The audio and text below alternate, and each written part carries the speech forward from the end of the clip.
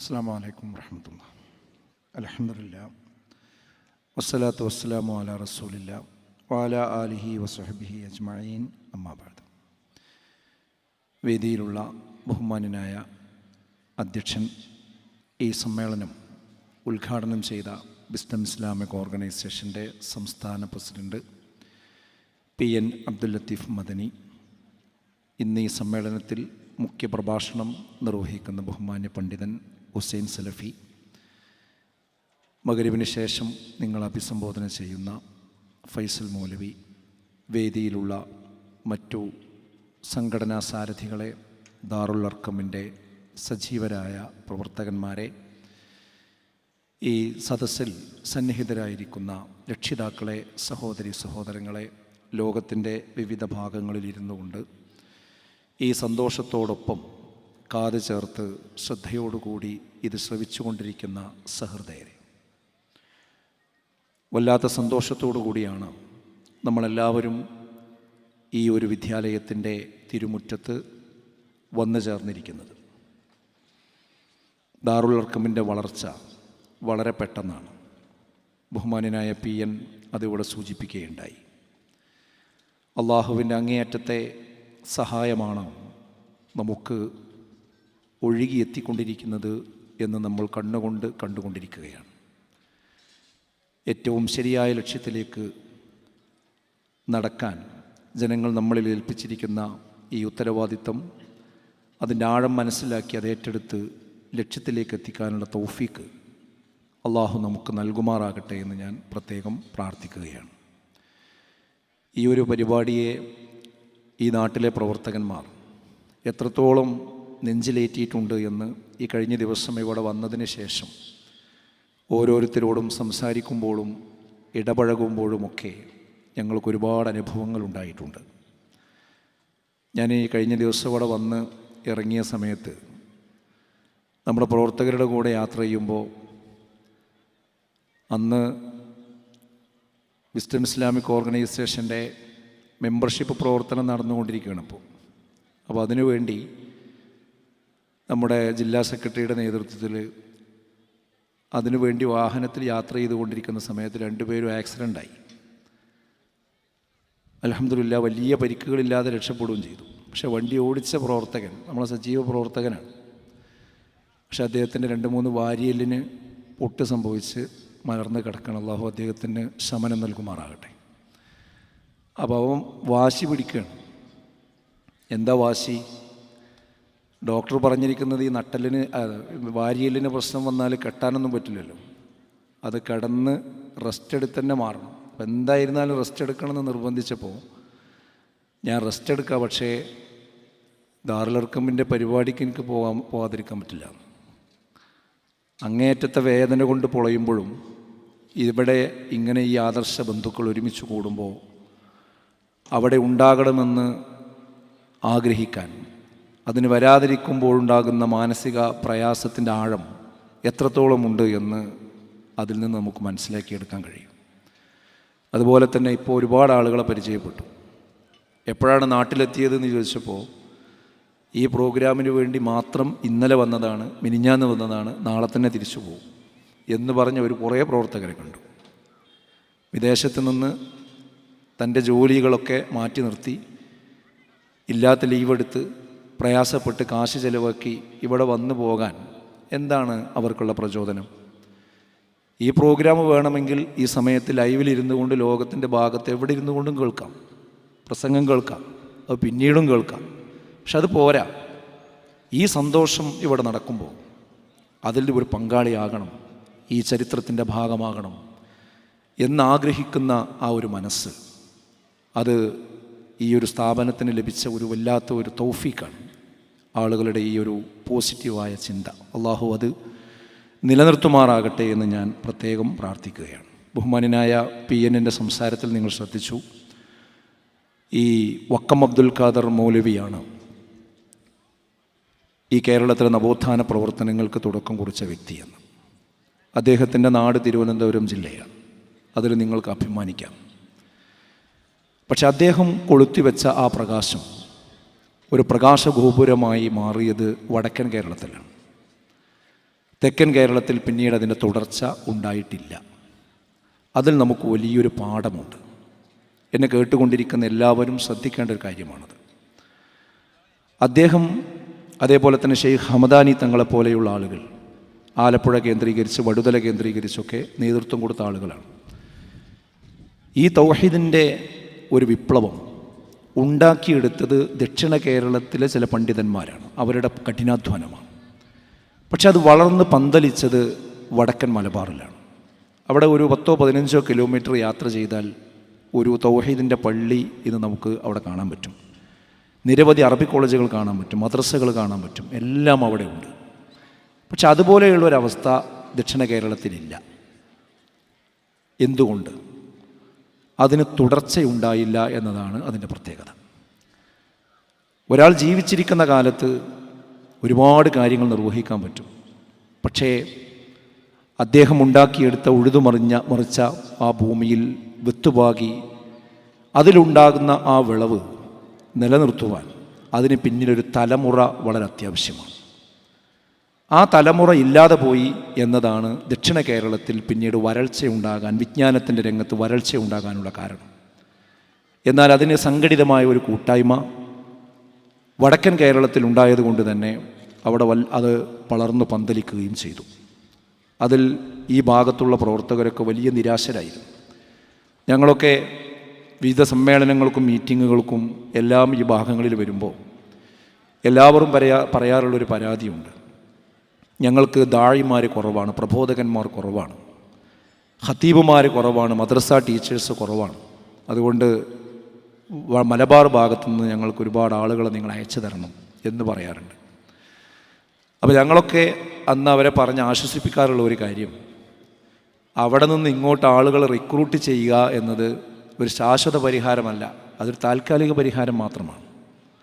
ശാശ്വത പരിഹാരം അവിടെ ഉണ്ടായതുപോലെയുള്ള വിജ്ഞാനത്തിൻ്റെ ഗോപുരങ്ങൾ ഇവിടെയും ഉണ്ടാകണം. ഇവിടെയുള്ള കോളേജുകളിൽ നിങ്ങളുടെ കുട്ടികളെ നിങ്ങൾ പറഞ്ഞയക്കണം, പഠിപ്പിക്കണം. അങ്ങനെ ഇവിടെ നിന്ന് പണ്ഡിതന്മാരുണ്ടായി വരണം. അതുമാത്രമേ സ്ഥായിയായി നിലനിൽക്കുകയുള്ളൂ. ഏതൊരു കുഴിയിലും കോരിയൊഴിച്ച വെള്ളം പെട്ടെന്ന് വറ്റിപ്പോകും. എന്നാൽ അതിൽ ഉറവയുണ്ട് എങ്കിൽ അതെന്നും നിലനിൽക്കും. ഇവിടെ ഉറവ പിടിക്കണം. അതിനിവിടെ നിന്ന് പണ്ഡിതന്മാരുണ്ടാകണം, അതിനിവിടെ സ്ഥാപനങ്ങളുണ്ടാകണം, അതിന് ഇച്ഛാശക്തിയോടുകൂടി നിങ്ങൾ പ്രവർത്തിക്കണം എന്നാണ് ഞങ്ങളൊക്കെ പറയാറുള്ളത്. പക്ഷെ അതൊരു പറച്ചിലായി അങ്ങനെ പോയി. അവസാനം അൽഹംദുലില്ലാഹ് ഇന്ന് ഈ തിരുവനന്തപുരത്ത് ഒരുപാട് നല്ല മനുഷ്യന്മാർ ആ സ്വപ്നം നെഞ്ചിലേറ്റുകയും ഒരുപാട് പ്രതിബന്ധങ്ങളും പ്രതിസന്ധികളും ഒക്കെ ഉണ്ടായെങ്കിലും അതെല്ലാം മകഞ്ഞു മാറ്റി അത് ലക്ഷ്യത്തിലേക്ക് എത്തിക്കുവാൻ വേണ്ടി ആത്മാർത്ഥമായി ഇറങ്ങിത്തിരിക്കുകയും ചെയ്തപ്പോൾ അള്ളാഹുവിൻ്റെ അത്യപാരമായ അനുഗ്രഹമാണ് നമുക്ക് പെയ്തിറങ്ങിയിരിക്കുന്നത്. എത്ര പെട്ടെന്നാണ് നമ്മൾ ആ ഹിഫ്ള് സ്ഥാപനം ഉണ്ടാക്കിയത്, അതോടൊപ്പം തന്നെ അറബി കോളേജ് ഉണ്ടായത്, അതിൽ നിന്ന് ലേഡീസിൻ്റെ വിഭാഗം വേറെ ഉണ്ടാക്കിയത്. ഇപ്പോഴിതാ ആൺകുട്ടികൾക്ക് പ്രത്യേകമായി വിശാലമായ 2 ഏക്കറയോളം വരുന്ന ഒരു ഭൂമിയും അതോടൊപ്പം തന്നെ മനോഹരമായ ഒരു ബിൽഡിങ്ങും പെട്ടെന്ന് സാർത്ഥകമായിരിക്കുന്നു. ഇനിയും അത് വളർച്ചയിലേക്കാണ്. അള്ളാഹു അത് എത്തിക്കുമാറാകട്ടെ. അപ്പം ഞാൻ സൂചിപ്പിക്കുന്നത് ആ ഒരു സ്വപ്നത്തിന് ഇപ്പോൾ ചിറക് മുളച്ചിരിക്കുന്നു. ഇതിന് നമ്മളെല്ലാവരും കൂട്ടായ്മയോടുകൂടി മുന്നോട്ട് കൊണ്ടുപോകണം. വക്ക അബ്ദുൽ ഖാദർ മൗലവിയുടെ പിന്മുറക്കാർക്ക് സംഭവിച്ചതുപോലെയുള്ളൊരു ദുര്യോഗം നമുക്ക് വരാൻ പാടില്ല. അതിനെന്ത് വേണം? നമ്മൾ ഇതിൻ്റെ പിന്നിൽ ഇതിന് പണ്ഡിതോചിതമായി നേതൃത്വം കൊടുക്കുന്ന ഒരു സംവിധാനമുണ്ടാകണം. അതിൻ്റെ പേരാണ് ലജ്നത്തുൽ ബുഹൂത്തുൽ ഇസ്ലാമിയ എന്ന പണ്ഡിത സഭ. ഇതിന് കൃത്യമായ മാർഗനിർദ്ദേശം നൽകുന്ന ഓർഗനൈസേഷൻ വേണം. അതിൻ്റെ പേരാണ് വിസ്ഡം ഇസ്ലാമിക് ഓർഗനൈസേഷൻ. വളർന്നു വരുന്ന യുവാക്കളെ ഈ വിഷയത്തിലേക്ക് ചേർത്ത് പിടിക്കണം. അതിൻ്റെ പേരാണ് വിസ്ഡം യൂത്ത് എന്നുള്ള പേര്. വളർന്നു വരുന്ന വിദ്യാർത്ഥികളെ ഇതിനോടൊപ്പം നമ്മൾ കൈപിടിച്ച് വളർത്തിക്കൊണ്ടുവരണം. അതാണ് വിസ്ഡം സ്റ്റുഡൻസ് ഇസ്ലാമിക് ഓർഗനൈസേഷൻ എന്ന് പറയുന്നത്. വളർന്നു പെൺകുട്ടികളെ ഈ മാർഗത്തിൽ നയിക്കേണ്ടതുണ്ട്. അതിനാണ് വിസ്ഡം ഗേൾസ്. നമ്മുടെ സഹോദരിമാരെ ഇതിൻ്റെ ഭാഗമാക്കി മാറ്റേണ്ടതുണ്ട്. അതിനാണ് വിസ്ഡം വിമൺ. ഇതിൻ്റെ ഒരു അടിത്തറയാണ്. ഫൗണ്ടേഷൻ ഉണ്ടാകുമ്പോൾ മാത്രമേ ബിൽഡിങ്ങുകൾ തലയെടുപ്പോടുകൂടി ഏത് കൊടുങ്കാറ്റിലും പിടിച്ചു നിൽക്കുവാൻ അതിന് സാധിക്കുകയുള്ളൂ. ഏതൊരു സംവിധാനത്തിൻ്റെ പിറകിലും ആത്മാർത്ഥമായി നിസ്വാർത്ഥമായി ചലിക്കുന്ന ഒരു വിഭാഗമുണ്ടാകുമ്പോഴാണ് അത് മുന്നോട്ട് കൊണ്ടുപോകാൻ കഴിയുകയുള്ളൂ.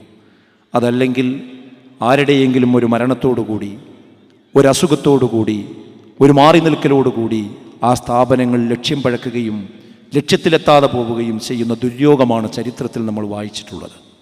അതില്ലാതിരിക്കുവാൻ ചേർത്ത് പിടിച്ച് ഈ സംവിധാനത്തോടൊപ്പം നിലനിന്നുകൊണ്ട് ഇത് മുന്നോട്ട് കൊണ്ടുപോകാൻ എല്ലാവരും ശ്രദ്ധിക്കണമെന്നാണ് ആമുഖമായി എനിക്ക് ഓർമ്മപ്പെടുത്താനുള്ളത്. ഇൻഷാ അല്ലാഹ് വിശദമായ പ്രസംഗങ്ങൾ എനിക്ക് പിറകെ വരുന്നുണ്ട്. ദീർഘമായി ഞാൻ എൻ്റെ വിഷയത്തിലേക്ക് പോകുന്നില്ല. വിജ്ഞാന ഗോപുരങ്ങളുടെ ദൗത്യം എന്നതാണ് ഏതാനും മിനിറ്റുകൾ ഇവിടെ സംസാരിക്കാൻ വേണ്ടി പറഞ്ഞിരിക്കുന്നത്. നമുക്കറിയാം, അജ്ഞത ഇരുട്ടാണ്, വിജ്ഞാനമാകട്ടെ അതാണ് വെളിച്ചം. ആ വിജ്ഞാനം ശരിയായ രീതിയിൽ നേടുമ്പോൾ മാത്രമേ നമുക്ക് മുന്നോട്ട് പോകാൻ കഴിയുകയുള്ളൂ. അല്ലാഹു വലിയുല്ലദീന ആമനു യുഖ്രിജുഹും മിനദ്ദുലുമാതി ഇലന്നൂർ. അല്ലാഹു സത്യവിശ്വാസികളുടെ ബന്ധുവാണ്, മിത്രമാണ്. യുഖ്രിജുഹും മിനദ്ദുലുമാതി ഇലന്നൂർ. അവരെ അവൻ ഇരുട്ടിൽ നിന്ന്, അന്ധകാരങ്ങളിൽ നിന്ന് വെളിച്ചത്തിലേക്ക് നയിക്കുന്നു. എന്നാൽ വല്ലദീന കഫറു ഔലിയാഉഹുമുത് താഗൂത്ത്. അവിശ്വാസികളാകട്ടെ അവരുടെ ബന്ധു എന്ന് പറയുന്നത് താഗൂത്താണ്, ദുർമൂത്രിയാണ്. യുഖ്രിജൂനഹും മിനന്നൂരി ഇലദ്ദുലുമാത്. അത് അവരെ പ്രകാശത്തിൽ നിന്നും അന്ധകാരങ്ങളിലേക്കാണ് നയിക്കുന്നത്. ഉലൈക അസ്ഹാബുന്നാരി ഹും ഫീഹാ ഖാലിദൂൻ. അവരാകട്ടെ ആ അഗാധമായ നരകാഗ്നിയായിരിക്കും അവരുടെ സങ്കേതമെന്നും വിശുദ്ധ ഖുർആൻ പറയുന്നുണ്ട്. അഥവാ ഇരുട്ടുകൾ പലവിധമാണ്, വെളിച്ചം ഒന്നു മാത്രമേയുള്ളൂ. എന്തെല്ലാം അജ്ഞതകളുണ്ടോ അതിനെല്ലാം തുടച്ചു നീക്കുവാൻ വെളിച്ചത്തിന് സാധിക്കും. ദൈവനിഷേധമാണ് ഏറ്റവും വലിയ ഇരുട്ട്, മതനിരാസമാണ് ഏറ്റവും വലിയ അന്ധകാരം. അതുകൊണ്ട് തന്നെ ആ മതനിഷേധത്തിലേക്ക് മനുഷ്യരെ കൊണ്ടുപോകുവാൻ, അല്ലെങ്കിൽ അതിൽ തന്നെ തളച്ചിടാൻ പിശാച് അങ്ങേയറ്റം പരിശ്രമിച്ചു കൊണ്ടിരിക്കും എന്ന് നമ്മൾ തിരിച്ചറിയേണ്ടതുണ്ട്. ഇന്ന ശൈത്വാന ലക്കും അദുവ്വുൻ ഫത്തഖിദൂഹു അദുവ്വ. നിശ്ചയമായും പിശാച് നിങ്ങൾക്ക് ശത്രുവാണ്, അവനെ ശത്രുവായി തന്നെ നിങ്ങൾ പരിഗണിക്കണം എന്നത് വിശുദ്ധ ഖുർആനിൻ്റെ കൽപ്പനയാണ്. അതുകൊണ്ട് എന്നെ കേൾക്കുന്ന എല്ലാവരോടും എനിക്ക് പറയാനുള്ളത്, മരിക്കുന്നത് വരെ ആ പിശാചിനോടുള്ള പോരാട്ടമായിരിക്കണം നമ്മുടെ ജീവിതം. എങ്കിൽ മാത്രമേ ഹിദായത്തോടു കൂടി നമുക്ക് മരണപ്പെട്ടു പോകുവാൻ കഴിയുകയുള്ളൂ. പണ്ട് കാലത്തൊക്കെ നിരീശ്വരവാദത്തിലേക്ക്, നിർമ്മതവാദത്തിലേക്ക്, ദൈവനിഷേധത്തിലേക്ക് മുസ്ലിം കമ്മ്യൂണിറ്റിയെ കൊണ്ടുപോകാൻ ആളുകൾക്ക് പെട്ടെന്ന് സാധിച്ചിരുന്നില്ല. കാരണം അല്ലല്ല, പടച്ചമല്ല, പരലോകമല്ല, സ്വർഗ്ഗമല്ല, നരകമല്ല എന്നൊക്കെ ഒരാൾ നേർക്കുനേരെ വന്ന് പറഞ്ഞാൽ അത് മുസ്ലിം സമുദായം അംഗീകരിക്കൂല. കാരണം മദർസയിലൊക്കെ ചെറുപ്രായത്തിൽ പഠിച്ചതുകൊണ്ട് ആ പറയുന്നത് ശരിയല്ല എന്ന് എന്ത് ചെയ്യും, പെട്ടെന്നത് മനസ്സിലാവും. അതുകൊണ്ട് അവർക്ക് ആളുകളെ കിട്ടിയിരുന്നില്ല. യുക്തിവാദി സമ്മേളനം എന്നൊക്കെ പറഞ്ഞ്, സംസ്ഥാന സമ്മേളനം എന്നൊക്കെ പറഞ്ഞ് മുമ്പ് കലാനാഥൻ്റെയൊക്കെ പേരിൽ സംഘടിപ്പിച്ചിരുന്നു. എന്നുള്ളത് പിറ്റേ ദിവസം പത്രത്തിൽ വരുമ്പോൾ അതിൻ്റെ ചിത്രം ഉണ്ടാവും. ഒരു 100 ആൾ, 120 ആൾ അത്രയ്ക്കാണ് ഇതിൽ പങ്കെടുക്കുക. അത് സമൂഹം അവരെ മാർജിനലൈസ് ചെയ്തിരുന്നു, അരികുവൽക്കരിച്ചിരുന്നു, മുഖ്യധാരയിൽ അവരുണ്ടായിരുന്നില്ല. എന്നാൽ ഈ സോഷ്യൽ മീഡിയ വന്നതോടുകൂടി അതിൻ്റെ സ്വഭാവം മാറിയിട്ടുണ്ട്. ആ സോഷ്യൽ മീഡിയയിൽ ഇവർ വ്യത്യസ്ത അക്കൗണ്ടുകൾ ഉണ്ടാക്കുകയും ആ അക്കൗണ്ടുകളിലൂടെ മതത്തിൻ്റെ ബേസ് ഇല്ലായ്മ ചെയ്യാൻ, ദൈവത്തെ ചോദ്യം ചെയ്യാൻ, പരലോകത്തെ ചോദ്യം ചെയ്യാൻ, അള്ളാഹുവിനെയും റസൂലിനെയും കളിയാക്കാൻ അനവധി അവസരങ്ങൾ അവർ സൃഷ്ടിച്ചു കൊണ്ടിരിക്കുകയാണ്.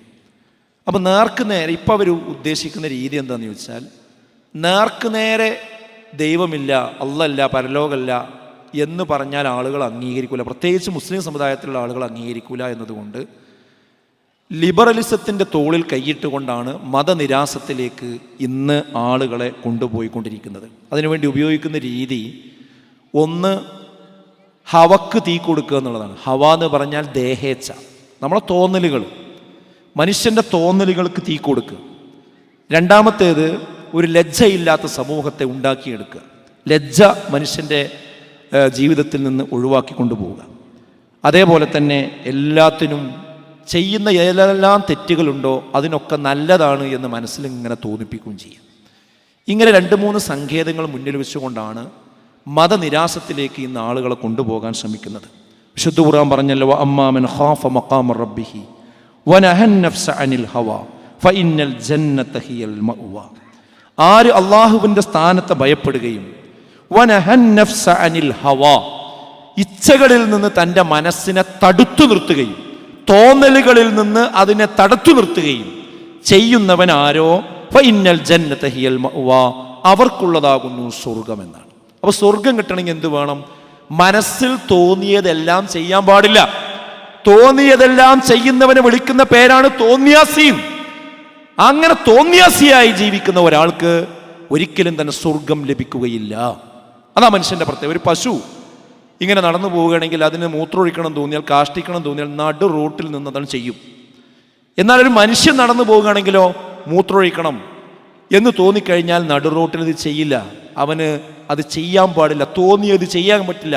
അതിനൊരു മറവ് വേണം, അതിന് പ്രത്യേക ഇടം വേണം, അതിന് വെള്ളം വേണം. ആ തോന്നലുകൾ ഉണ്ടാകും. അതാണ് മനുഷ്യന് വിശേഷ ബുദ്ധിയുണ്ട്, മൃഗങ്ങൾക്ക് ബുദ്ധി മാത്രമേ ഉള്ളൂ, വിശേഷ ബുദ്ധി ഇല്ല എന്ന് പറയുന്നത്. അപ്പം അതുകൊണ്ട് തോന്നലുകൾക്ക് കീഴ്പ്പെട്ടാൽ അവന് സ്വർഗ്ഗമല്ല. എന്നാൽ തോന്നലുകളുടെ പിന്നാലെ പോകാനാണ് ഇന്ന് പരിശ്രമിച്ചു കൊണ്ടിരിക്കുന്നത്. അതേപോലെ തന്നെ റസൂലുള്ളാഹി സ്വല്ലല്ലാഹു അലൈഹി വസല്ലം പറഞ്ഞു, ഇദാ ലം തസ്തഹി ഫസ്നഉ മാ ശിഅത. ലജ്ജയില്ലെങ്കിൽ തോന്നിയത് ചെയ്തോ. അതായത് നാണം എന്ന് പറയുന്നത് സമൂഹത്തിൽ നിന്ന് പോയി കഴിഞ്ഞാൽ പിന്നെ മനുഷ്യൻ തോന്നിയതൊക്കെ ചെയ്യും, ഒരു പ്രശ്നം ഉണ്ടാവില്ല. അപ്പോൾ ഈ ലജ്ജ മനുഷ്യൻ നമ്മുടെ സമൂഹത്തിൽ നിന്ന് ഊരിയെടുക്കാൻ വേണ്ടി, പ്രത്യേകിച്ച് പുതിയ തലമുറയിൽ നിന്ന് ഊരിയെടുക്കാൻ വേണ്ടി കൊണ്ടുപിടിച്ച ശ്രമങ്ങൾ നടക്കുന്നുണ്ട്. അതുപോലെ ഖുർആൻ പറഞ്ഞു, വഇദ് സയ്യന ലഹുമുശ് ശൈത്വാനു അഅമാലഹും. ശൈത്താൻ അവർ ചെയ്യുന്ന എല്ലാ പ്രവൃത്തി നന്നാക്കി ഇങ്ങനെ തോന്നിപ്പിച്ചു കൊടുക്കും. എന്ത് തെറ്റ് ചെയ്താൽ അതിനൊരു ന്യായം എന്ത് ചെയ്യും? തോന്നിപ്പിച്ചു കൊടുക്കും. ആദം നബി അലൈഹി സ്വലാത്തു വസ്സലാമയെ സ്വർഗത്തിൽ നിന്ന് പുറത്താക്കുന്നത് പിശാച്ചിൻ്റെ ഇടപെടലാണ്. എല്ലാവർക്കും അറിയാലോ ചരിത്രം. എന്താ പറഞ്ഞു കൊടുത്തത് പിശാച്ച്? ഈ മരത്തിൽ നിന്ന് നിങ്ങളോട് ഭക്ഷണം കഴിക്കരുത്, ഫലം കഴിക്കരുത് എന്ന് അള്ളാഹ് പറയാനുള്ള കാരണം എന്താ? പറഞ്ഞിട്ടില്ലാതല്ല ശൈത്താൻ പറഞ്ഞത്, അതിന് ന്യായം പറഞ്ഞു കൊടുക്കുകയാണ്. അള്ളാഹ് പറഞ്ഞിട്ടുണ്ട്, ശരിയാണ്, പക്ഷെ അതിന് കാരണം എന്താണെന്നറിയോ? അത് നിങ്ങൾ ഭക്ഷണം കഴിച്ചു കഴിഞ്ഞാൽ നിങ്ങൾ ശാശ്വതമായി ഇവിടെ ജീവിക്കും, അല്ലെങ്കിൽ നിങ്ങൾ മലക്കുകളായി മാറാൻ സാധ്യതയുണ്ട്. അത് അള്ളാഹ്ക്ക് അറിയാം. അതുകൊണ്ടാണ് ആ മരത്തിൽ നിന്ന് ഫലം കഴിക്കരുത് എന്ന് പറഞ്ഞത്. എന്നിട്ട് ഇന്നി ലകുമാ ലമിനൽ നാസിഹീൻ, ഞാൻ നിങ്ങളെ ഗുണത്തിന് വേണ്ടി പറയണേ, വേണമെങ്കിൽ സ്വീകരിച്ചാൽ മതി. എത്ര ഭംഗിയായിട്ടാണ് പറഞ്ഞു കൊടുത്ത്. ഈ ന്യായം എന്ത് ചെയ്തു? ആദം നബിക്ക് അത് തോന്നി, നല്ലതാന്ന് തോന്നി. അങ്ങനെയാണ് പഴം കഴിച്ചത്. അങ്ങനെയാണ് എന്ത് സ്വർഗത്തു നിന്ന് പുറത്തു പോകുന്ന അവസ്ഥ ഉണ്ടായത്. അത് എന്ത് ചെയ്താലും അത് കുഴപ്പമില്ല, നല്ലതാണെന്ന് തോന്നിപ്പിച്ച് കൊണ്ടുപോവുക എന്നുള്ളതാണ്. അത് അന്ന് തുടങ്ങിയതാണ് ശൈത്താൻ. ഇപ്പോഴും മനുഷ്യന്മാരെ പിന്നാലെ അങ്ങനെ തന്നെയുണ്ട്. ഇതിനെല്ലാം ആര് എതിര് നിൽക്കുന്നുവോ, ഇപ്പോൾ ഈ പറഞ്ഞ സംഗതികളൊക്കെ തെറ്റാണ്, പോകുന്നവരോടൊപ്പം പോകാൻ പാടില്ല, നമ്മൾ ഒഴുക്കിനോടൊപ്പം നീന്തേണ്ടവരല്ല, തിരിഞ്ഞു നിൽക്കേണ്ടവരല്ല ആണ് എന്നൊക്കെ ആരെങ്കിലും ഉപദേശിച്ചാൽ അവരെല്ലാം ഇന്ന് ശത്രുക്കളാണ്, നമ്മുടെ പുതിയ തലമുറയുടെ ശത്രുക്കളാണ്. അത് അവർക്ക് ചില തോന്നലുകൾ ഇട്ട് കൊടുക്കും. തോന്നുന്നതിനോടൊപ്പം പോകാൻ പുതിയ തലമുറക്ക് വലിയ ഇഷ്ടമാവുമല്ലോ, അല്ലേ? വേഷം മര്യാദക്ക് ധരിക്കേണ്ട, അത് ഇഷ്ടമാണ്. അതേപോലെ തന്നെ എവിടെ പിന്നെ മ്യൂസിക് കണ്ടാലും അവിടെ ചാടാം, അത് ഇഷ്ടമാണ്. സിനിമ കാണാം. അതേപോലെ ആണും പെണ്ണും വ്യത്യാസമൊന്നുമില്ല, എങ്ങനെയും ജീവിക്കാം. ഇങ്ങനെയൊക്കെ ഇങ്ങനെ പറഞ്ഞു കൊടുക്കുമ്പോൾ അതൊക്കെ ഇഷ്ടപ്പെടുന്ന ഒരാളുകളായിട്ടാണ് ഇവർ മാറുക. ആ ഇഷ്ടങ്ങളുമായി മുന്നോട്ട് പോകുമ്പോൾ അതിനെതിരെ ആര് പറഞ്ഞത്? വാപ്പ പറഞ്ഞ വാപ്പ അവരുടെ ശത്രുവായി മാറും, ഉമ്മ പറഞ്ഞാൽ ഉമ്മ അവരുടെ പ്രതിപക്ഷത്തായി മാറും, കുടുംബം പറഞ്ഞാൽ കുടുംബത്തെ അവർ മാറ്റി നിർത്തും, അധ്യാപകരവരെ ഉപദേശിച്ചാൽ അധ്യാപകരോടുള്ള ബഹുമാനം അവർ ഒഴിവാക്കും, മഹല്ല് അവരെ ഇത് ശരിയല്ല എന്ന് പറഞ്ഞാൽ ആ മഹല്ലിനോട് അവർക്ക് വിരോധമുണ്ടാകും. ആ മഹല്ലിന്റെ മിമ്പറിൽ ഖതീബ് ആയത്ത് ഉദ്ധരിച്ചുകൊണ്ടാണ് ഇതൊക്കെ തെറ്റാണെന്ന് പറഞ്ഞെങ്കിൽ ആ ആയത്തിനോട് അവർക്ക് വിരോധമുണ്ടാകും. ഹദീസ് ഉദ്ധരിച്ചുകൊണ്ടാണ് പറഞ്ഞതെങ്കിൽ ആ ഹദീസുകളെ അവർ അംഗീകരിക്കില്ല. ചിലപ്പോൾ നമ്മൾ പെൺകുട്ടികളുടെ വേഷത്തെക്കുറിച്ച് ഫേസ്ബുക്കിൽ എന്തെങ്കിലും പറയുകയോ പ്രസംഗിക്കുകയോ ഇട്ട് കഴിഞ്ഞാൽ, യൂട്യൂബിൽ ഇട്ട് കഴിഞ്ഞാൽ താഴെ വന്ന് ചില മുസ്ലിം പെൺകുട്ടികൾ കമൻ്റ് അടിക്കുന്നത് നമ്മൾ കാണാറുണ്ട്. എന്താ കമൻ്റ് അടിക്കുകയെന്ന് അറിയോ? ഞങ്ങൾ കോസ്മെറ്റിക് സാധനങ്ങൾ ഉപയോഗിച്ച്, ഞങ്ങൾ ഡാൻസും കളിച്ച് അങ്ങനെ അങ്ങ് മുന്നോട്ട് പോയി, അതുകൊണ്ട് ഞങ്ങൾ നരകത്ത് പോവുകയാണെങ്കിൽ നരകത്തിലാണ് പോയിക്കോട്ടെ, നിങ്ങൾക്ക് എന്താന്ന്? ഇത് ചോദിക്കണത് ആരാ? ഏതെങ്കിലും മറ്റുള്ള വിഭാഗങ്ങളല്ല, മുസ്ലിം പേരുള്ള പെൺകുട്ടികളാണ് ചോദിക്കുന്നത്. എവിടെ എത്തി നമ്മുടെ തലമുറ? നിങ്ങൾ ആലോചിച്ചു നോക്കൂ. എന്തേ കാരണം? അവരുടെ ഇച്ഛയെ തുറന്നു വിട്ടു, അവരുടെ ലജ്ജയെ ഊരിയെടുത്തു, അവർക്ക് എന്തും പറയാമെന്നായി. അങ്ങനെ ഒരു അവസ്ഥയിലേക്ക് അവരെ കൊണ്ടുപോയി ആക്കിയിട്ട് പിന്നെ അതിന് എതിര് പറയുന്നവരാരാ? മതമാണ്, ധർമ്മമാണ്, ഖുർആനാണ്, സുന്നത്താണ്. അപ്പൊ സ്വാഭാവികമായിട്ടും അവരാരുടെ ശത്രുവായി? മതത്തിന്റെ ശത്രുവായി. അതാണ് ലിബറലിസത്തിന്റെ തോളിൽ കൈയിട്ട് മതനിരാസത്തിലേക്ക്, ദൈവനിഷേധത്തിലേക്ക് കൂട്ടിക്കൊണ്ടുപോകുന്ന പുതിയ സ്ട്രാറ്റജിയാണ് ഇന്ന് നമ്മുടെ സമൂഹത്തിൽ കണ്ടുകൊണ്ടിരിക്കുന്നത്. അല്ലാതെ നേർക്ക് നേരെ വന്ന് പടച്ചമല്ല പരലോകമല്ല എന്ന് പറയല്ല ചെയ്യുക. വിഷയം മനസ്സിലായോ? ഇത് നമ്മൾ രക്ഷിതാക്കൾ കൃത്യമായിട്ട് മനസ്സിലാക്കേണ്ടതുണ്ട്. നിങ്ങൾക്കറിയാമല്ലോ, ഇതിന് ഒരുപാട് ഉദാഹരണങ്ങൾ നമ്മുടെ മുമ്പിലുണ്ട്. അതിലൊറ്റ കാര്യം ഞാൻ മാത്രം പറയാം. LGBTQIA++ എന്ന് പറഞ്ഞിട്ടൊരു ആക്ടിവിസം നമ്മുടെ ലോകത്ത് മൊത്തത്തിലുണ്ട്. ഇന്ത്യയിലേക്ക് അത് വന്നു. ഇപ്പം കേരളത്തിൽ അതെന്തോ ഒരു വലിയ സംഭവമായി ആളുകൾ കൊണ്ട് നടന്നുകൊണ്ടിരിക്കുകയാണ്. ജെൻഡർ ആക്ടിവിസം വിശദമായി പറയേണ്ട വിഷയമാണ്, അതിലേക്ക് ഞാൻ പോകുന്നില്ല. ഒറ്റ കാര്യം പറയാം. എന്താ സംഭവം എന്നറിയോ? ഒരു കുട്ടി പ്രസവിച്ച് കഴിഞ്ഞാൽ അതിന് ലേബർ റൂമിൽ നിന്ന് നമുക്ക് കാണിച്ചു തരുമ്പോൾ നമ്മളെന്താ ആദ്യം ചോദിക്കുക? സാധാരണ ആണാ പെണ്ണാന്ന് ചോദിക്കും അല്ലേ? പക്ഷെ ഇപ്പം അങ്ങനെ ചോദിച്ചാൽ ആൺകുട്ടിയാണെങ്കിലും ആണാന്ന് പറഞ്ഞാലും ഇനി അത് ആണാണോ പെണ്ണാണോ എന്ന് തീരുമാനിക്കേണ്ടത് മാതാപിതാക്കളല്ല. ആ കുട്ടി വളർന്ന് വികസിച്ച് മുതിർന്ന ആളായ ശേഷം ആ ആള് പറയണമെന്ത്? എൻ്റെ ജെൻഡർ എന്താണ്, എൻ്റെ ലിംഗം എന്താണ്. അപ്പോൾ ഒരു ആൺകുട്ടിയായ ഒരു കുട്ടി പറയണെന്ത്? ഞാനൊരു പെണ്ണായി ജീവിക്കാനാണ് ഞാൻ ആഗ്രഹിക്കുന്നത് എന്ന് അവൻ തുറന്ന് അവൻ്റെ ഐഡൻറ്റിറ്റി വ്യക്തമാക്കി കഴിഞ്ഞാൽ അന്ന് മുതൽ സമൂഹം അവനെ പെണ്ണായി അംഗീകരിക്കണം. അഥവാ ബൈ ബർത്തിൽ ഒരാളുടെ ജെൻഡർ തീരുമാനമാകുന്നില്ല. അത് സാമൂഹിക നിർമ്മിതിയാണ്, അഥവാ സമൂഹം കൽപ്പിച്ചു നൽകുന്നതാണ്. ഓരോരുത്തരുടെ തോന്നലിനനുസരിച്ച് ആണ് പെണ്ണാവും, പെണ്ണാണാകും. അതുപോലെ തന്നെ ഒരാൾക്ക് പട്ടിയെന്ന് തോന്നുകയാണെങ്കിൽ അയാളെ പട്ടിയായിട്ട് പരിഗണിക്കണം, പൂച്ചയെന്ന് തോന്നുന്നുണ്ടെങ്കിൽ പൂച്ചയായിട്ട് പരിഗണിക്കണം.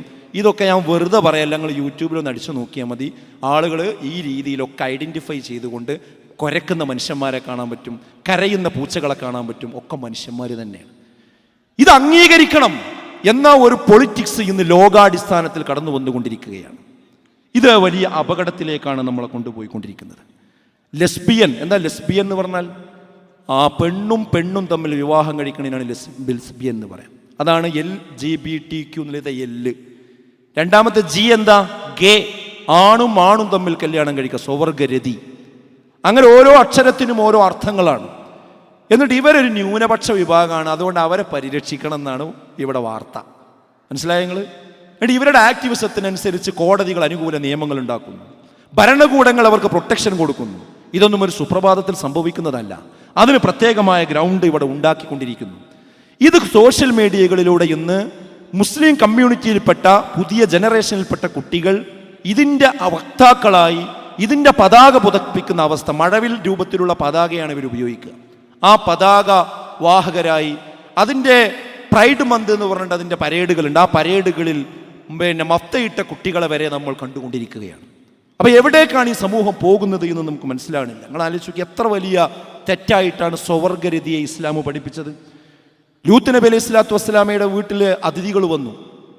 ആര്? മലക്കുകളാണ് വന്നത്, അറിയാലോ, സുന്ദരന്മാരായ മലക്കുകൾ.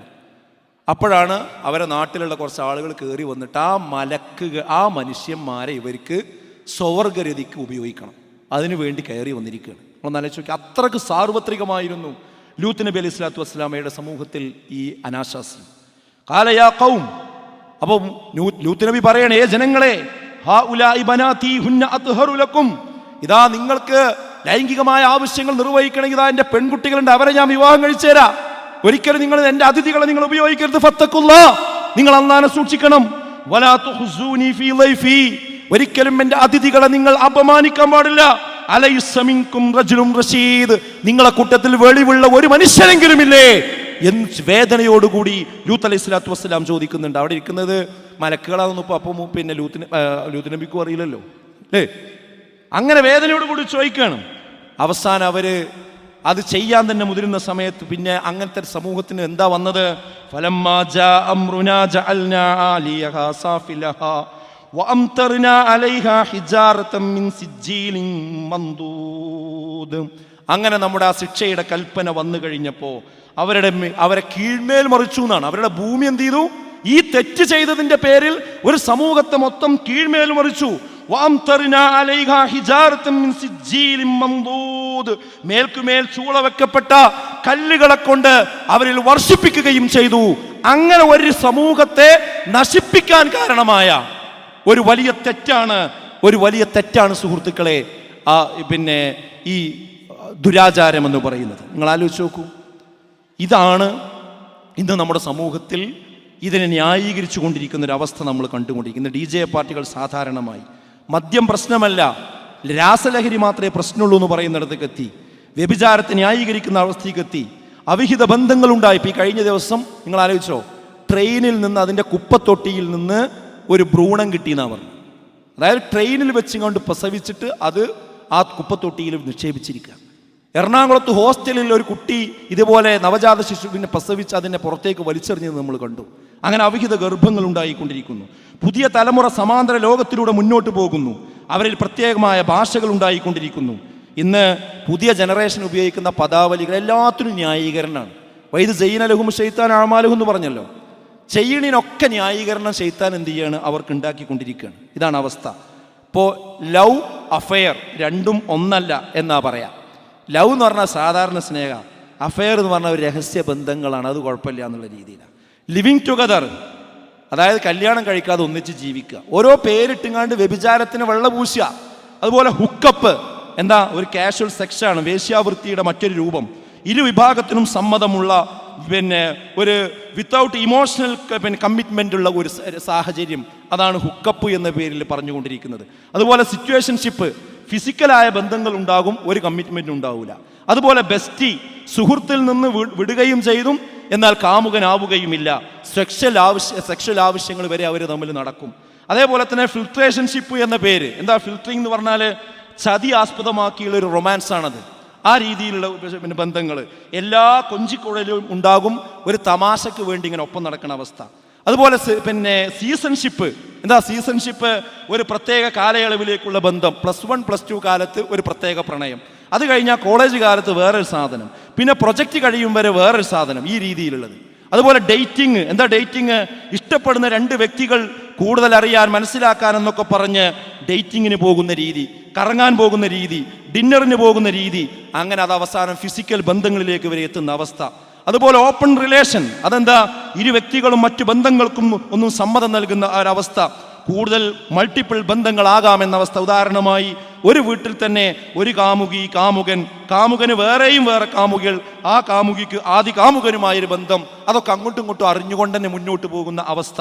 അതുപോലെ ലാവൻഡർഷിപ്പ് റിലേഷൻഷിപ്പ് എന്ന് പറയുന്ന രീതി, ഈ LGBTQ വിഭാഗത്തിൽപ്പെട്ട ആളുകൾ ആൺപെൺ ബന്ധം പുലർത്തുന്നതോടൊപ്പം തന്നെ സ്വവർഗാനുരാഗം അടക്കമുള്ള വൈകൃതങ്ങൾ കൊണ്ടു നടക്കുന്ന പ്രത്യേകമായ രീതി.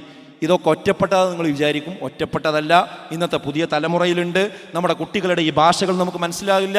ഒരു പ്രത്യേക ലോകത്താണ് അവർ ജീവിച്ചു കൊണ്ടിരിക്കുന്നത്. ഇതിൻ്റെ സ്റ്റെപ്പ് എന്ന് പറയുന്നത് ആദ്യം ഗ്ലോറിഫിക്കേഷനാണ്. എന്താ ഗ്ലോറിഫിക്കേഷൻ? ഈ പറഞ്ഞ സാധനങ്ങളൊക്കെ സിനിമയിലും അതേപോലെ സെലിബ്രിറ്റികളും ഒക്കെ എന്ത് ചെയ്യും? വല്ലാതെ കൊണ്ടുവരും. അങ്ങനെ അവസാനം ഇതൊക്കെ ഹാനികരമാണ്, പ്രശ്നമാണ്, ലഹരി ഹാനികരാണെന്നൊക്കെ എഴുതി കാണിക്കും. പക്ഷേ ഒരു ഹീറോ പരിവേഷം ചെയ്തുകൊണ്ട് അതൊക്കെ ചെയ്യും. അതേപോലെ തന്നെ പിന്നെ രണ്ടാമത്തെ സ്റ്റെപ്പ് ഡീസെൻസിറ്റൈസേഷനാണ്.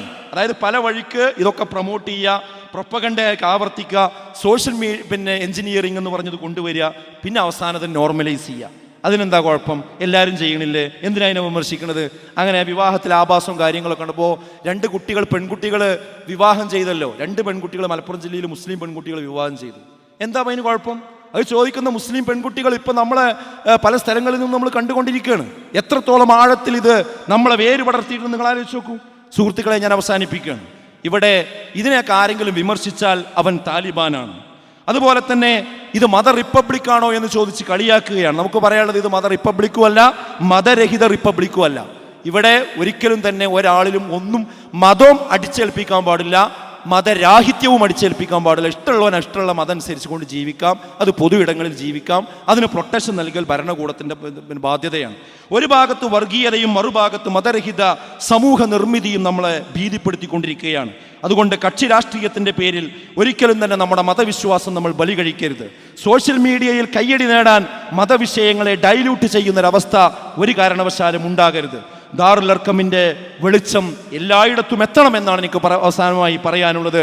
സാധാരണ പറയാറുണ്ട്, എല്ലാ വിളക്കിൻകാലിന് ചുവട്ടിലും ഇരുട്ടാണ് എന്ന് പറയലുണ്ട്. എൻ്റെ താഴെ വെളിച്ചുണ്ടാവില്ല, വേറെയുള്ള സ്ഥലത്തേക്ക് വെളിച്ചുണ്ടാവുള്ളൂ. അങ്ങനെ സംഭവിക്കാൻ ഈ സ്ഥാപനത്തിന് പാടില്ല. ആദ്യം ഈ ഒറ്റൂർ പഞ്ചായത്തിനായിരിക്കണം ഇതിൻ്റെ വെളിച്ചം കിട്ടേണ്ടത്. പിന്നെ കരവാരം, അതേപോലെ നാവായിക്കുളം പോലെയുള്ള സമീപ പഞ്ചായത്തുകൾക്ക് കിട്ടണം, പിന്നെ വർക്കല താലൂക്കിന് കിട്ടണം, പിന്നെ തിരുവനന്തപുരം ജില്ലയ്ക്ക് കിട്ടണം, അങ്ങനെ ദക്ഷിണ കേരളത്തിന് കിട്ടണം. ഇവർക്കെല്ലാവർക്കും ഈ പ്രകാശ ഗോപുരത്തിൽ നിന്നുള്ള പ്രകാശം ലഭിക്കണം. അതിനുവേണ്ടി നിങ്ങൾ അത്യധ്വാനം ചെയ്യണം. എന്തുകൊണ്ട് ദാറുൽ അർക്കമിനെ പോലെയുള്ള വിജ്ഞാന ഗോപുരങ്ങൾ എന്ന് ചോദിച്ചാൽ, മതത്തെ ആഴത്തിൽ പഠിച്ചവർ ഉണ്ടാകാൻ ഈ സ്ഥാപനം ആവശ്യമാണ്. ശിർക്ക് ബിദ്അത്തുകൾക്കെതിരെ പ്രതിരോധിക്കാൻ ഇത് ആവശ്യമാണ്. മതത്തെ പഠിക്കുക മാത്രമല്ല പകർത്തുക കൂടി ചെയ്യുന്ന സമൂഹ നിർമ്മിതിക്ക് ഇത് ആവശ്യമാണ്. സച്ചരിതരായ സലഫുകളുടെ വഴിയിൽ സഞ്ചരിക്കുന്ന ഒരു സമൂഹമുണ്ടാകാൻ ഇത് ആവശ്യമാണ്. മതബോധമുള്ള പൊതുപ്രവർത്തകരും പൊതുബോധമുള്ള മതപ്രവർത്തകരും ഉണ്ടാകാൻ ദാറുൽ അർക്കമിനെ പോലെയുള്ള സ്ഥാപനം ആവശ്യമാണ്.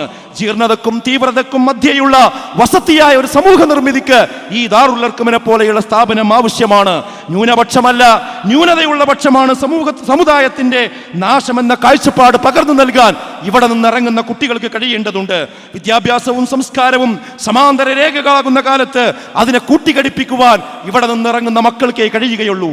ഭരണഘടന നമുക്ക് അനുവദിച്ചു തരുന്ന മതപരമായ അവകാശങ്ങൾ ഹനിക്കപ്പെടുമ്പോൾ അത് നേടിയെടുക്കാൻ രംഗത്ത് വരുന്ന ഒരു പുതിയ തലമുറയുടെ സൃഷ്ടിക്ക് ജാമിയ അൽ ഹിന്ദ് പോലെ ദാറുൽ അർക്കമിനെ പോലെയുള്ള സ്ഥാപനങ്ങൾക്ക് മാത്രമേ കഴിയുകയുള്ളൂ. വർഗീയതയുടെ വേര് പിഴുതെറിയാൻ, വൃദ്ധരായ മാതാപിതാക്കളെ ചേർത്ത് പിടിക്കുന്ന സംസ്കാരം കൊണ്ടുവരാൻ, ലഹരിയുടെ അടുക്കുചാലിൽ നിന്ന് യുവതലമുറയെ രക്ഷിക്കാൻ, അഗ്നിപർവ്വത സമാനമായി പൊട്ടാൻ നിൽക്കുന്ന കുടുംബങ്ങളിൽ സമാധാനമുണ്ടാക്കാൻ നമുക്ക് തയ്യാറാകണം. അതിനാണ് ഈ വിജ്ഞാന ഗോപുരം, അതാണ് ഇതിന്റെ ദൗത്യം എന്ന് നമ്മൾ മനസ്സിലാക്കുക. വിസ്ഡം ഇസ്ലാമിക് ഓർഗനൈസേഷൻ എന്ന ഇതിന്റെ പിന്നിലുള്ള ഈ സംവിധാനത്തോടൊപ്പം നമ്മൾ ചേർന്ന് നിൽക്കുക. വിസ്ഡം ഹൗസിനെ കുറിച്ച് ബഹുമാനായ PN ഇവിടെ സൂചിപ്പിക്കുകയുണ്ടായി. അതിനോടൊപ്പം നിങ്ങൾ എല്ലാവരും ചേർന്ന് നിൽക്കണം. നിങ്ങളുടെ ഒരു വിഹിതം ഇൻഷാ അല്ലാഹ് ആ ഗോപുരത്തിനു വേണ്ടി നിങ്ങൾ നൽകണമെന്ന് മാത്രം അഭ്യർത്ഥിച്ചുകൊണ്ട് ഞാൻ എൻ്റെ വാക്കുകൾ അവസാനിപ്പിക്കുന്നു. അസ്സലാമു അലൈക്കും വറഹ്മത്തുള്ളാഹി.